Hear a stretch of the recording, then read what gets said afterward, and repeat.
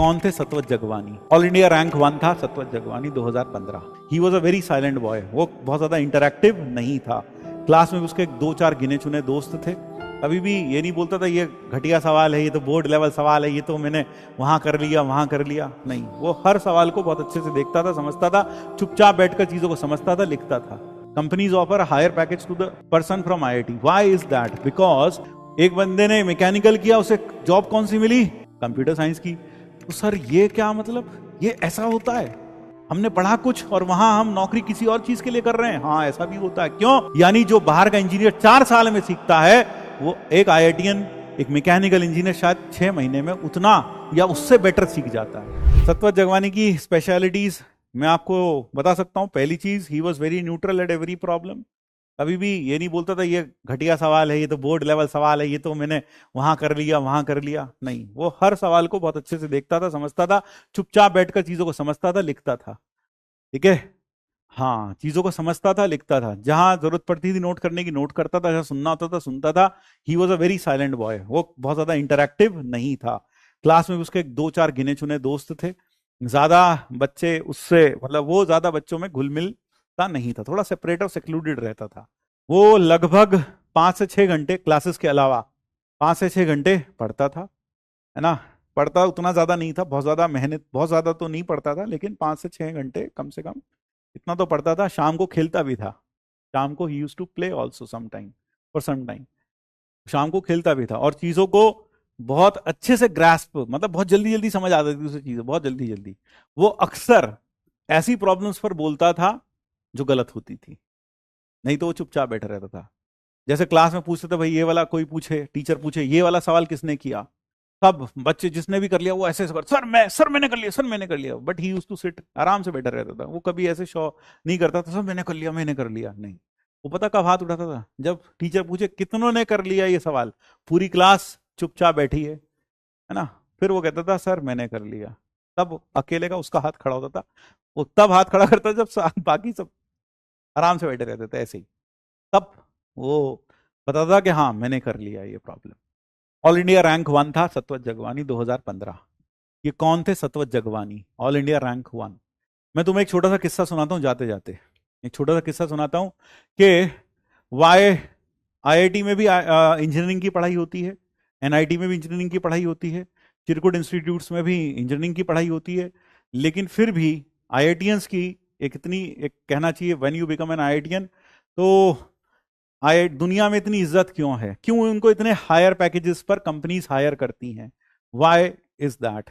एक mechanical engineer IIT से है, IIT बॉम्बे से, computer science engineer IIT Bombay से है, और एक कंप्यूटर साइंस इंजीनियर किसी और कॉलेज से है, but companies offer higher package to the person from IIT। Why is that? Because they have the ability to think and understand things better. ध्यान रखिए, एक चीज सुनिएगा। आप देखते हैं IIT में कोर ब्रांच से ज्यादा, जैसे मान लो कोई सिविल इंजीनियर है, उसकी जो जॉब लगती है सिविल इंजीनियरिंग में नहीं लगती कई बार, क्योंकि सिविल इंजीनियर की जो जो कंपनीज हैं सिविल इंजीनियरिंग में, जो कहना चाहिए जॉब ऑफर करती हैं, ऐसी कंपनीज बहुत कम होती हैं। तो मैक्सिमम कंपनीज किसकी होती हैं? इंफॉर्मेशन एंड टेक्नोलॉजी की, कंप्यूटर्स की। तो जब वो कंपनीज आती हैं तो they hire people from computer science branch also, they hire people from mechanical engineering also, they hire people from chemical engineering also.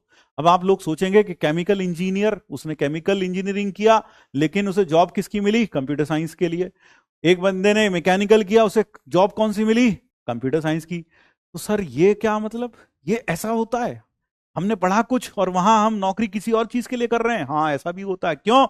Sir companies बेवकूफ हैं क्या? इससे बढ़िया तो बाहर जाकर किसी दूसरे कॉलेज से और कंप्यूटर साइंस इंजीनियर्स को ले लें। नहीं लेते। फिर भी वो क्या करते हैं? IIT में ऐसे लोगों को साथ में ले जाते हैं। क्यों ले जाते हैं? क्यों ले जाते हैं? आपको पता है इसका क्या है? जैसे इन्फोसिस की बात करूं, इन्फोसिस का शायद एक ट्रेनिंग सेंटर, जहां तक हो सकता है मैं गलत हूं, वैसे थोड़े समय तक तो यही था, एक मैसूर में they have a training centre, they have their training centre. Induction programme होता है उनका, ट्रेनिंग प्रोग्राम। उसमें क्या करते हैं? मान लो IIT से एक मैकेनिकल इंजीनियर है, उसे कंप्यूटर के बारे में ज्यादा तो पता नहीं बेचारे को। एक केमिकल इंजीनियर है, मैकेनिक, उन्हें पता तो है नहीं कंप्यूटर के बारे में। तो वो उनको वहां 2 से 3 महीना या 6 महीने के करीब ट्रेनिंग देते हैं, और 6 महीने में ये लोग इतना सीख जाते हैं और पे भी करते हैं, पैसे भी देते हैं, इतना सीख जाते हैं जितना बाहर का कोई कंप्यूटर इंजीनियर नहीं जानता होगा खुद। यानी कि दे have a very good understanding and grasping. यानी जो बाहर का इंजीनियर 4 साल में सीखता है, वो एक आईआईटीएन, एक मैकेनिकल इंजीनियर शायद 6 महीने में उतना या उससे बेटर सीख जाता है, उससे बेटर सीख जाता है। क्यों? बहुत अच्छी ग्रास्पिंग पावर है, बताते जाओ समझता जाएगा, रिपीट रिपीट नहीं करता वो समझ में नहीं आ, मेरे तो कुछ समझ में नहीं आ रहा, मैं तो बहुत कंफ्यूज हो रहा। ये सब लक्षण नहीं होते उनके। वो क्या ऐसे होते हैं, वो शार्प माइंडेड होते हैं, समझ जाते हैं तुरंत चीजों को, इतने आराम से देखते हैं, इतने तल्लीनता से देखते हैं, तो चीजें समझ में आ जाती हैं। तो ट्रेनेबिलिटी बहुत अच्छी होती है, तो फटाफट 6 महीने में वो एक बाहर के कंप्यूटर इंजीनियर से ज्यादा बढ़िया बन जाते हैं। क्यों? अच्छा दिमाग है, फटाफट ट्रेन हो जाते हैं। और दूसरी बात, इतना हाई पे क्यों करती हैं कंपनीज, उसका कारण ही बताता हूं। एक छोटा सा किस्सा सुनाता हूं, छोटा सा किस्सा यह है कि एक बार, ये मैंने केस स्टडी अपनी एमबीए में पढ़ी थी, जब मैं एमबीए कर रहा था, this was a case study there. एक बार एक टूथपेस्ट कंपनी थी, टूथपेस्ट कंपनी में बोर्ड मीटिंग हो रही थी, जहां इस बात पर विचार विमर्श किया जा रहा था कि अपने टूथपेस्ट की सेल्स को कैसे बढ़ाया जाए। तो टूथपेस्ट की सेल को कैसे बढ़ाया जाए, इस पर बात हो रही थी। उस मीटिंग में एक बंदा भी था, एक आईआईटीएन भी था। तो ये बोला गया कि कैसे सेल बढ़ाई जाए। बोले एडवर्टाइजमेंट करो, 2 बार पेस्ट करो, सुबह भी पेस्ट करो और शाम को भी पेस्ट करो, रात को सोने से पहले पेस्ट करो, है ना, सुबह भी पेस्ट करो, रात को सोने से पहले। इससे क्या होगा, हमारे पेस्ट की खपत बढ़ेगी तो सेल्स बढ़ जाएंगी।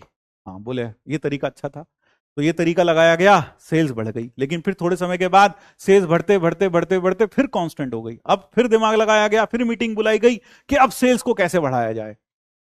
तो उसमें कई लोगों के ऐसे प्रस्ताव भी आए कि बोलो हर बार खाने के बाद पेस्ट किया करो, उससे क्या होगा, खपत और बढ़ेगी, सेल्स और बढ़ जाएगी।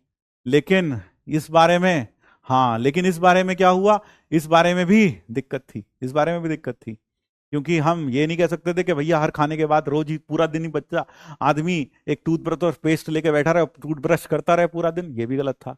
तो वहां पर एक बंदा था जिसने क्या कहा, आप सुनिएगा, उसने क्या कहा, उसने कहा कुछ एडवर्टाइजमेंट मत करो, एडवर्टाइजमेंट में खर्चा होगा, इतने सारे पैसे खर्च होंगे, कुछ मत करो। आप तो क्या करो, वो जो ट्यूब है ना हमारे पेस्ट की, उसका जो आगे जहां से पेस्ट निकलता है ना, उसका डायामीटर बढ़ा दो,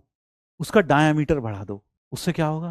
बोले सुबह उठता है आदमी, पेस्ट दबाता है, उसमें से पेस्ट निकलता, वो ये नहीं देखता कितना निकल रहा है, निकल गया और फिर कर लिया भाई, खत्म।